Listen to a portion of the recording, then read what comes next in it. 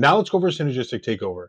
This is where the body starts redistributing work away from the muscle you're trying to train and into other muscles whose job it is to help complete the movement. This happens when the load, positioning, or fatigue level exceeds what the target muscle can control on its own, often because the ego drives load selection beyond what the muscle can actually manage. And then at that point, the nervous system doesn't care about isolating a muscle. It cares about getting the rep done. So it begins recruiting other muscles to assist, stabilize, and compensate, even if that means the target muscle is no longer the one doing majority of the work. So the rep still happens, the weight still moves, but the stimulus shifts. And once that happens, you're no longer training the target muscle, you're training the movement. And the crazy part is, you can use perfect form, control, and range of motion and still shift tension away from the target muscle simply because the load that you're using is too heavy for the muscle that you're trying to bias. Now, the load may not be too heavy to move from point A to point B with good mechanics, but it is too heavy for the muscle you're trying to target to be the prime mover during the entire lift. And this is where most lifters get confused because they want to train like powerlifters, but they want the results of bodybuilders.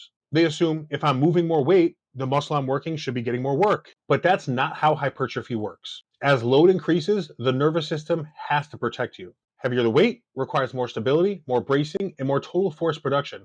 And your nervous system will always prioritize completing the task over biasing a muscle. So inevitably, the heavier the load gets, the more synergistic muscles jump in, the more stabilizers take over, the more joint and connective tissue stress that you get, the more systemic fatigue you get, the more central nervous system fatigue that you get. And for all of that, the trade-off is going to be less tension ending up in the muscle that you're actually trying to grow. Understand, you can have perfect mechanics, but once that load crosses a certain threshold, that movement stops being a muscle-specific exercise and turns into a full body exercise. And that's why load selection is its own principle. Because again, you can train a movement or you can train a muscle. A great example of this would be the hack squat, one of the most poorly executed movements in the gym. Now, let's just say your goal is quad growth and you have two sets.